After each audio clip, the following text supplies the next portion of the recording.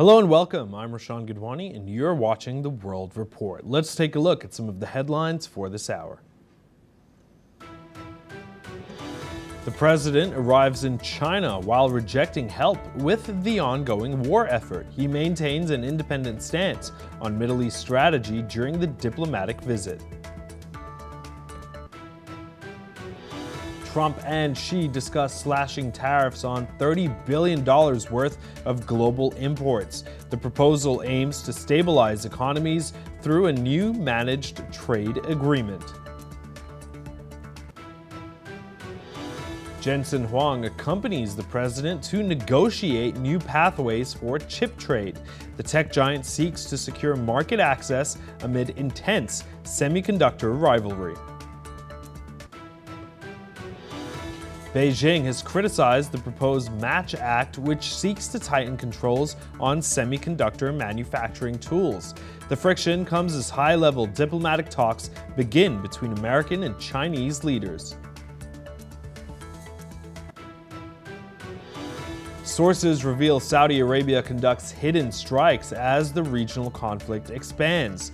These secret operations mark a significant escalation in the widening West Asia crisis.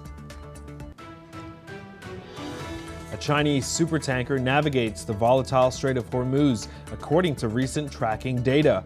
The vessel tests maritime security limits amid ongoing regional hostilities. Military forces increase strikes as the army warns of Hamas rearming efforts. The escalation follows the recent truce deal reached in the conflict with Iran. The Prime Minister commits to his agenda before a major ceremony in Parliament. He prioritizes legislative progress despite growing pressures on the current administration.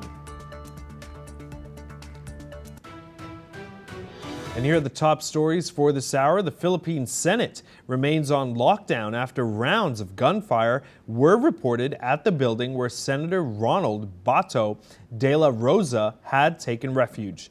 Military personnel and police commandos have been deployed and anti-riot units are surrounding the compound. Authorities say no casualties have been reported. De la Rosa is wanted by the International Criminal Court over alleged killings during the Duterte era, war on drugs, in which thousands were reportedly killed. He sought refuge in the Senate and is currently resting in his chambers, with officials assuring that no arrest warrant will be served while the lockdown continues. Interior Secretary Johnvic Ramula says the president has issued strict instructions to secure senators and sweep all floors of the building. The Senate Speaker has asked the public to share any videos that could help with the ongoing investigation. Protesters outside continue calling for De La Rosa to be detained, while his lawyers have appealed to the Supreme Court to block his extradition. Now joining us live to tell us more is Satoru Nagao, a fellow from the Hudson Institute, joining us live from Tokyo. Mr. Nagao, thank you so much for joining us. Of course, with this latest development from the Philippines, how will other nations and governments essentially react? And what will the repercussions be globally, please? Yeah, in this case, such kind of the unorganized arrest attempt is a little bit strange in most countries, because this is the Senate, this is the government building, and in case of the police, identify where he is. So in this case, just process legally and arrest him, or if legally it is impossible to arrest a member of the Senate, in this case, they cannot arrest. That is a simple fact. So that's why such kind of arrest attempt has happened is that itself is a little bit strange. So that's why who fires the gun is a matter in this case, because if the gunfire came from the security or the police side, In this case, this is not a well-organized move, but at the same time, to prevent the move of the police, and the senator side fire the gun. In this case, it is understandable the creating panic to make him safe inside of the building. So, who fired the gunshot indicates the image of this arrest attempt. So essentially, when it comes down to De La Rosa being wanted by an international criminal court over alleged killings, do you believe that they will essentially go to the Philippine Senate and essentially visit him and continue with basically the outcome that they require as far as detaining this individual or finding some sort of way to make him seek his reparations? What are your thoughts? In this case, President of the Philippines has already decided the policy of the Philippines.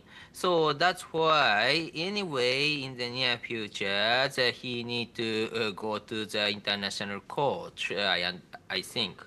But in the Philippines, some supporters support that move, which is kills many the drug dealers, because the law and order situation has improved that time.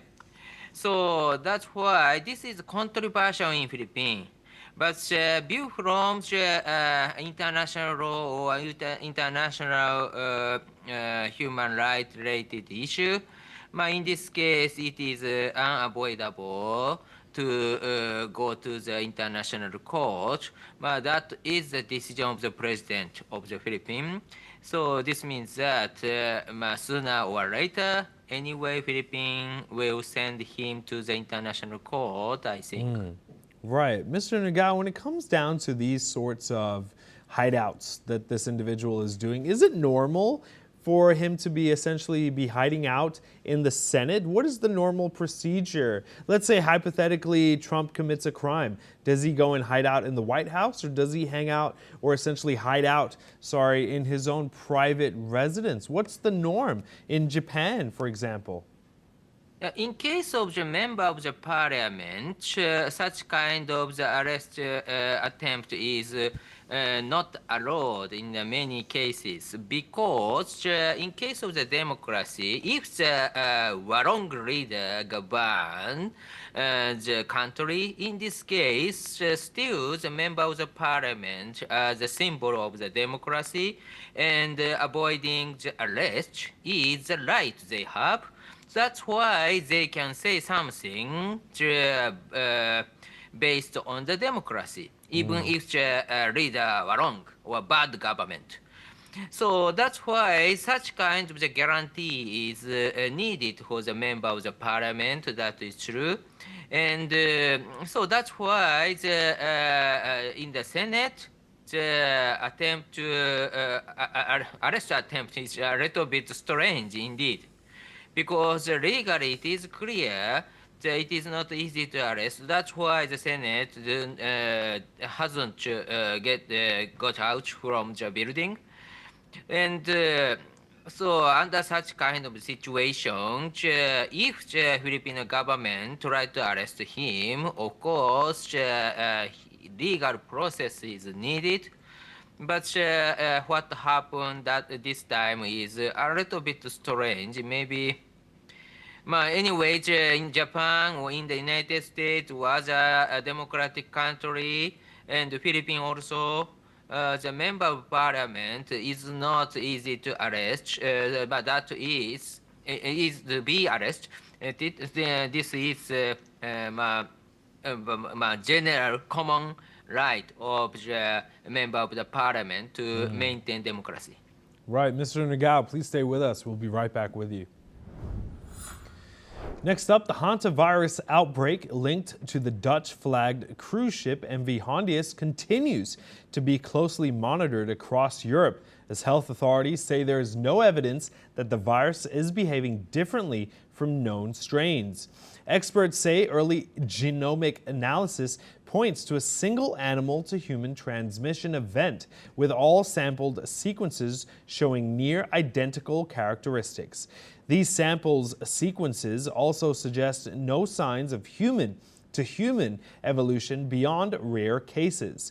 The European Centre for Disease Prevention and Control has advised a strict 6-week quarantine for all asymptomatic passengers who have returned to their home countries. Health officials say that research efforts are now focused on 2 key questions, including how and where passengers were exposed and a deeper genomic study of the virus to understand transmissibility and severity more clearly in the coming weeks. Authorities have also confirmed that passengers from within the European Union are under quarantine, while international contact tracing is being coordinated with the World Health Organization and partner countries. And now joining us live to shed some light on this is Satoru Nagao, fellow from the Hudson Institute, joining us live from Tokyo. Mr. Nagao, what's the consensus in Tokyo or Japan right now? How are your friends and loved ones and family essentially reacting to this news of the hantavirus? Are they essentially anxious that it may evolve into big a virus as COVID? Or are they essentially just moving on throughout life as if this didn't exist at all? What are your thoughts, sir? Mr. Nagao, you may be on mute. That's true. My Right. Zoom on Yeah. mute. Please. And in this case, in Japan, there is no panic. That is common because when the COVID-19 has happened, that time the panic hasn't happened in Japan too. So that's why Japan is calm, because every time the earthquake trained us, and so that's why the crisis makes the people more stable in the crisis. That is true. But at the same time, in case of the diseases, yes, everyone in the world has experienced COVID-19 and the people are worrying is understandable. And in case of the Hantavirus, one of the crew in the ship is Japanese. So that's why in the future he will return to Japan. That is certain. So that's why just now he is staying the British, and so that's why he haven't returned Japan. So, but in the near future, when he returned to Japan, of course, a careful measure is needed. And at the same time, about these diseases, indeed, in Taiwan, the South Korea, we found, but in case of Japan, there is no patients in the past. So it will be quite new. So that's why in this case, it will be the attractive news, and some people are worrying. That is natural, I think. Right. Mr. Nagao, always a pleasure to speak to you. We'll speak soon as we have more developments. Next up, Russian Foreign Minister Sergey Lavrov is in India for the BRICS Foreign Ministers Meeting. He will participate in multilateral discussions on global governance, economic cooperation, and regional security, while also holding high-level talks with Indian External Affairs Minister S. Jaishankar on bilateral ties. Lavrov reaffirmed that Russian energy supplies of crude oil, gas, and coal will remain stable and insulated from Western sanctions. He also highlighted ongoing defense collaboration, including joint production of BrahMos missiles, AK-203 rifles, and T-90 tanks, as well as the expansion of the Kundan-Kulam nuclear power plant, expected to reach full capacity by 2027. Trade integration remains a priority, with both countries aiming to scale bilateral trade to $100 billion, largely conducted in national currencies. Lavrov stressed geopolitical alignment in support of a polycentric world order and advocated for resolving South Asian disputes through bilateral dialogue without external interference. Now joining us live to tell us more is Major General A.K. Sawach, International Affairs Analyst, joining us live from New Delhi. Sir, thank you so much for joining us. Now, with regards to this latest development, do you believe that when it comes down to external interference, that is at all totally possible, or do you believe that with such a great goal of $100 billion in trade, that of course some other nations and say leaders in the world like President Trump may want to get their hand involved as well? They may want to pinch out of that deal. What are your thoughts, sir? You know, the situation is, as we are aware, the state of Hormuz is almost blocked. 20% of the oil and almost about 35% of LNG come from there. So there are a problem as far as the energy security is concerned, especially all the supply chains have been almost blocked. But as far as India-Russia relationships are concerned, they have stood the time. And not only that, the Russia has been a very close part of India. Remember that when the sanctions were imposed on Russia and oil cannot be taken from the India was still buying oil from Russia. And it was not only we are purchasing a huge amount of oil, but it was at a very discounted rate. But the tariff was imposed by the US almost about 50%, and that's why India has to reduce. But now, since the supply chains are disrupted, the oil is not coming from Middle East, as Strait of Hormuz is blocked by Iran as well as naval block put by the US. India is now depending upon other energies entities. Earlier it was about 27, now it is 41.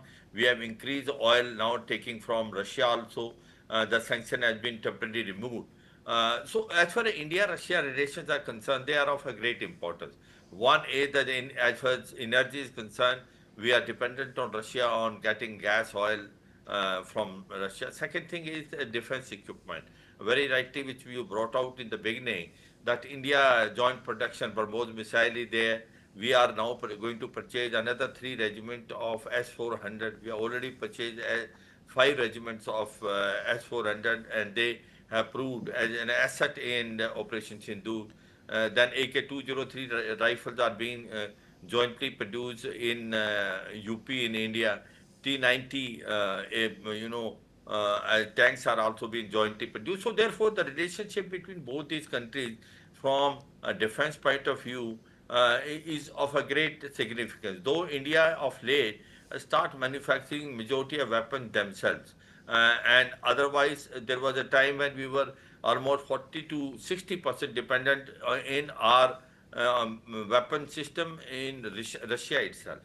So as far as India-Russia relationship, I would say they have stood the test of the time. They have been always very you can say robust, and now the relationship are taking a different turn. Right. Now you will find it our relationship with Russia are more mature and as well as time tested, and our energy dependence on this in Russia is still maintained, though US is trying to put pressure to make sure that majority of the countries also buy the oil from Venezuela as well as from America. But all said and done, I suppose Sergey Lavrov visits in the foreign minister of BRICS, where India holds the presidency, is going to be time changing, and it will have a lot of implication in the future of the relationship between Russia and India. Right, sir. Thank you so much for joining us and providing those insights. We'll speak soon. Next up, New York and New Jersey have announced lower transit ticket prices ahead of World Cup matches. The reduced fares aim to make travel easier and more affordable for fans heading to stadiums. Authorities hope the measure will boost attendance and ensure smoother commutes during the tournament. Discounted tickets will apply to subways, trains, and buses serving match venues, making it more convenient for supporters to follow their teams. This step comes as part of broader efforts to improve fan experience during the World Cup.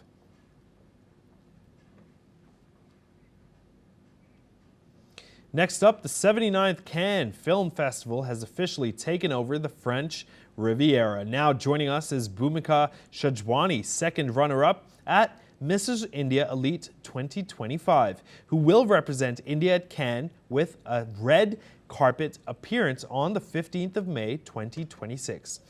Ma'am, thank you so much for joining us, Bhumika.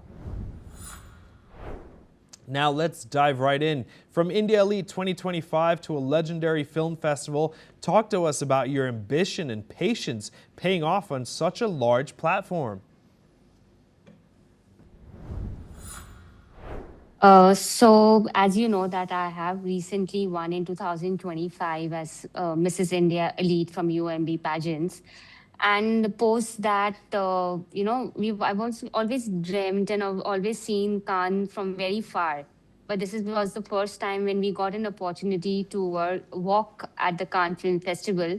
And I was really excited about it. And it was like a dream come true for me. A dream come true. Now, Alia Bhatt has graced the festival as well. How excited are you to represent India at this festival? I am very, very excited to represent India. Being the modern women and the silhouette that I am going to carry to the red carpet, I'm super thrilled to represent the local culture. I am basically from Gujarat and I am wearing the roots of Gujarat as a form of the silhouette at the red carpet. Amazing. Now, what spurred this journey and how important of a role has Indian cinema played in your career? So Indian cinema has, always been quite good and entertaining, I think, and it always sends a very strong message to all the audience. I mean, I think the best of all the cinemas for me is always been the Indian cinema, and it has been a great exciting thing watching it grow. I've been always seen it growing all my life, and now walking at Cannes and representing at the the Indian cinemas and at the red carpet is a great thing for me. Brilliant. So, where do you envision yourself as a model in, say, 5 years? What's next?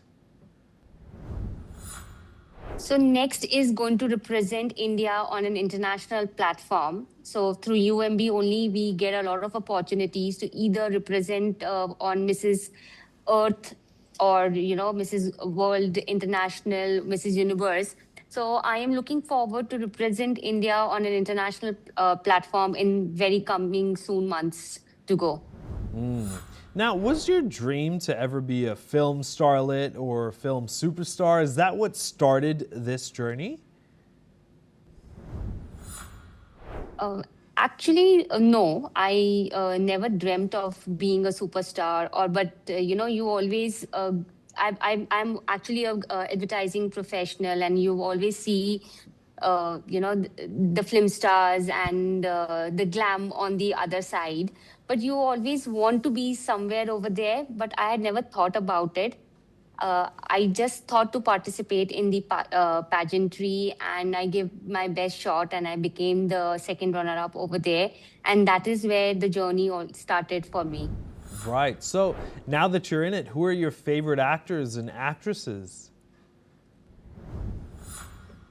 I love Alia Bhatt for sure. She is a multi-talented actress. At a very young age, she has, performed all various types of roles. She's a versatile actor, and I really love her.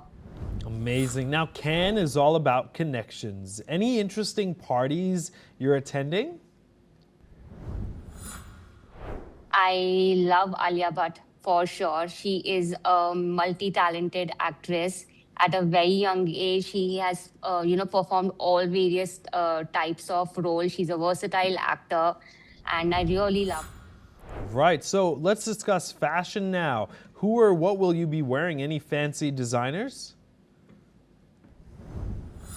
No, I am wearing, a local designer from Ahmedabad itself, which is named 91 Studios. And, when I had got an opportunity to walk at Cannes, I was very clear that I wanted to represent my roots, my culture of Gujarat at the international platform. So the silhouette I'm wearing is representing the modern Indian woman, deeply rooted in her culture. And that is what all my, garment is about. It's a beautiful ivory color silhouette, long dress. And it has a beautiful cape with it, which is completely hand embroidered with the local artisans, which is showing the Gujarat roots of patola, Kutchi work, the Saudagiri block print, which is actually on an extinct, actually. It's a 100-year-old block print from Ahmedabad. So that is what I am wearing, representing my roots at the international platform. No fancy Terrific. designers. What about other film festivals like the Red Sea Film Festival? Is that on the cards in time to come as well? I hope so. I mean, one thing at a time, but yes, I really look forward to attending other film festivals as well. Thank you so much for joining us. Much appreciated. Now, the 79th Cannes Film Festival has officially taken over the French Riviera, and the 2026 lineup is being hailed as one of the most intellectually daring in a decade. From South Korean sci-fi to a historic milestone for Gujarati cinema, here are the 10 most talked about films defining this year's Crow set. Let's cut across.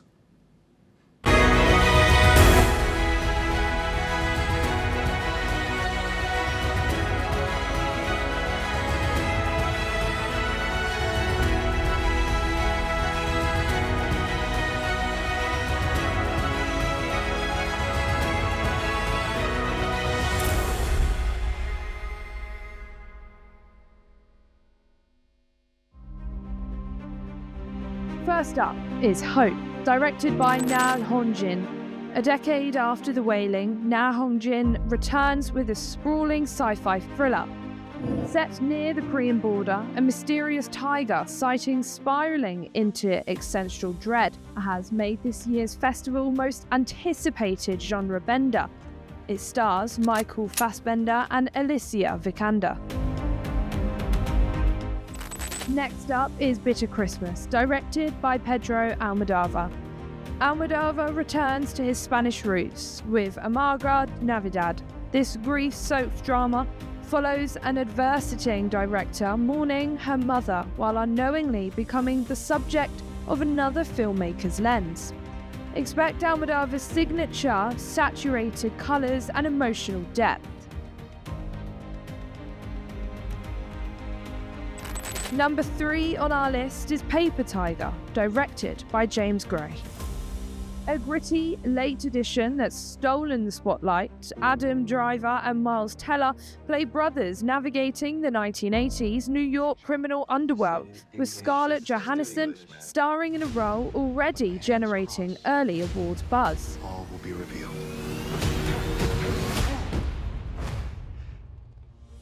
A hot favourite is A Private Hell, directed by Nicholas Winding Refn. Refn brings his neon-soaked aesthetic to a futuristic Tokyo.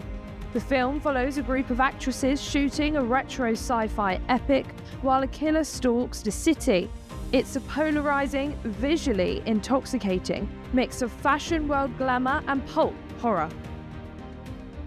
A highly anticipated premiere is The Man I Love, directed by Ira Sush. Set in the late 80s NYC art scene, Rami Malek stars as an artist racing against a terminal diagnosis to finish his magnum opus. It's an intimate, devastating look at the AIDS crisis that left the Palais in a standing ovation. Creating the biggest buzz is Lalo, directed by Ankit Sakaya, a historic moment for regional Indian cinema. Lalo is a major market premiere that has captured international attention for its vibrant portrayal of Gujarati culture and faith. Centered on spiritual themes in the spirit of Gujarat, it marks a massive leap for the industry on the global stage.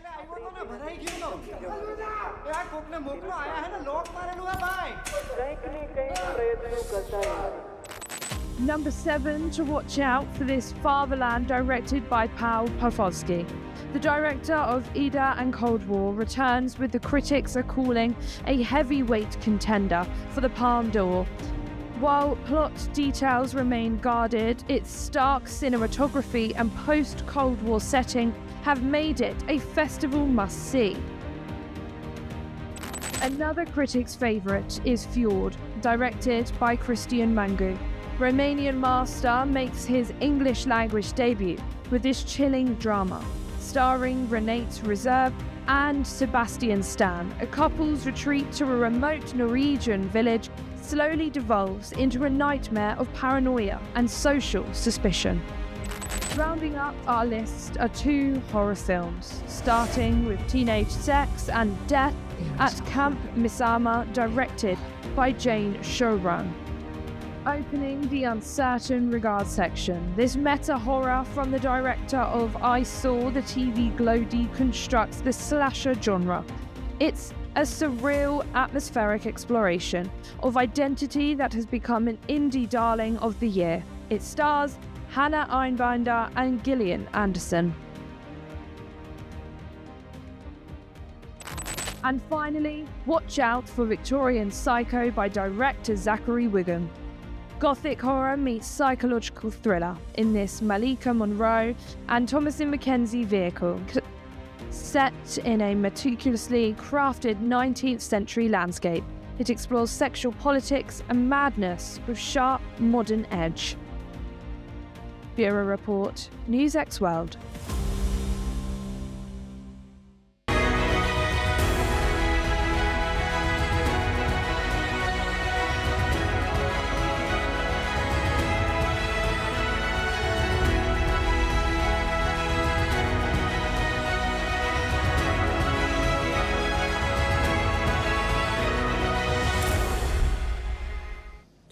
The 79th Cannes Film Festival has turned the Crozet into a high-stakes fashion arena where glamour now must navigate a strict new decency and volume dress code. This year's red carpet is defined by a sharp divide between those who mastered the art of refined elegance and those and those whose theatrical defiance clashed with the festival's rigid new regulations. Listen in.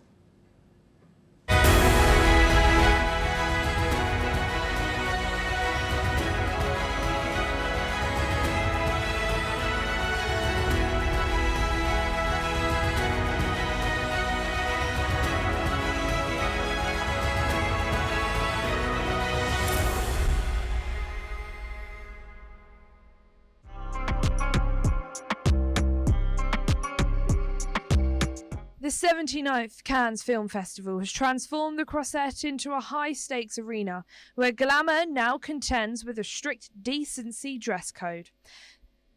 This shift has forced stars to navigate a fine line between creative expression and a rigid regulation, resulting in a red carpet defined by both timeless sophistication and daring defiance. To start, the best dressed list was defined by those who mastered the art of refined elegance under the festival's new lens. Jane Fonda embodied ageless sophistication in a perfectly tailored, minimalist Gucci ensemble. Ruth Negra brought ethereal grace to a carpet with a structured yet flowing Dior masterpiece. Demi Moore stunned as a jury member in a sleek architectural black gown by Jacquemus.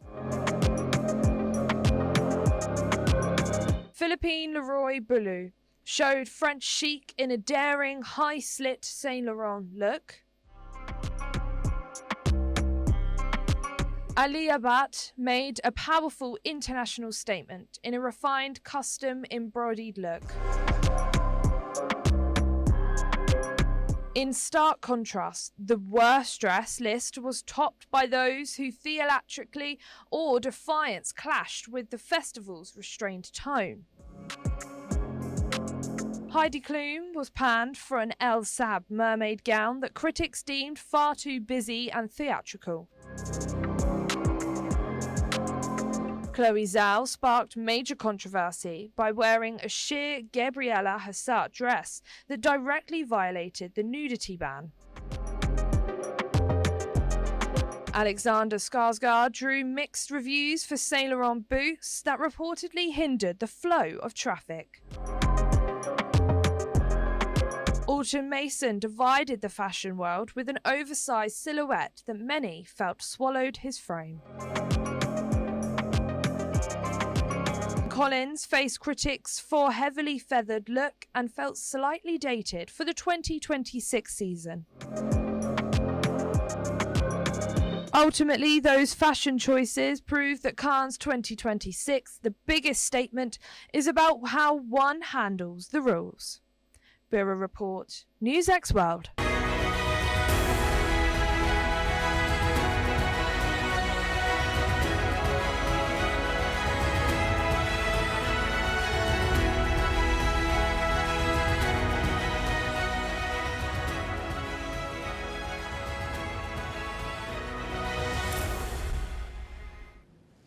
The 79th Cannes Film Festival kicked off with a special wow factor on the opening red carpet. Here are the 11 legends and divas who created this biggest buzz on opening gala night. Let's cut across.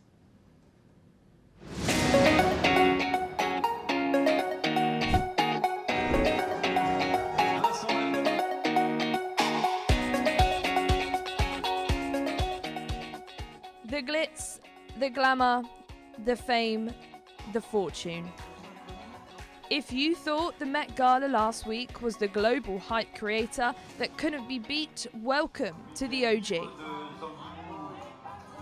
From Demi Moore, to Heidi Klum, to Joan Collins, to Jane Fonda, to Alia Bhatt, and to Urvashi Rutella, there they were, sizzling the red carpet. Demi Moore was by far the show stealer on day one. If you wanted an epic fit check at the age 63, here she is walking the red carpet in a sequin Jacquemus gown, adding glamour to her toned arms. She completed her look with a fabulous chopard necklace and a floral-shaped earrings. Moore is on the Cannes jury for 2026. And joining Demi Moore on the jury photo call was Irish-Ethiopian actress Ruth Negga in the stunning green and black tassel dress. Following them was Chloe Zhao, the Chinese director who stormed the world when her independent film Nomad won the Oscar for Best Director. Following them in the stunning plain white maxi with a white bow was Laura Waddell, who was in the feature film jury this year.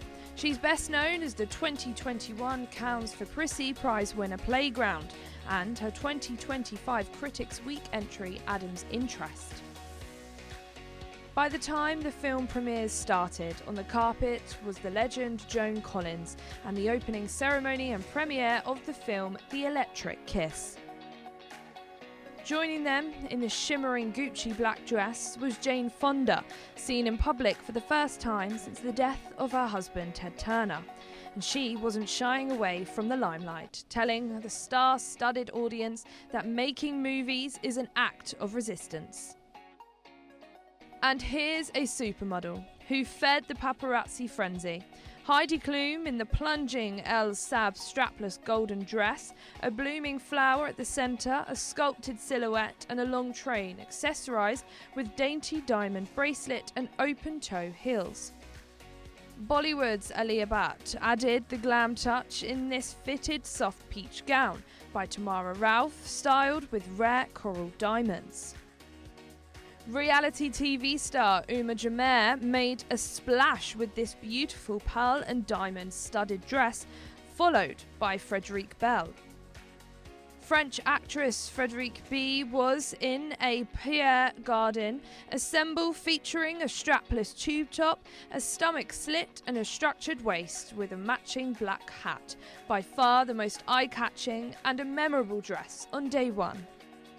Indian actress Urvashi Rutella marked her 5th Cannes appearance in this gown by Vietnamese designer labelled Jolly Polly Couture, featuring a body-hugging sheer silhouette with a delicate lavender-toned mesh heavily encrusted with thousands of silver crystals, beads and an architectural stonework, creating a shimmering armour effect, accessorised by a bird motif headpiece and an oversized earrings.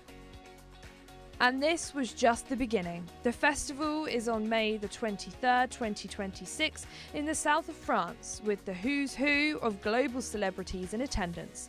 Watch this space. Bureau Report, NewsX World.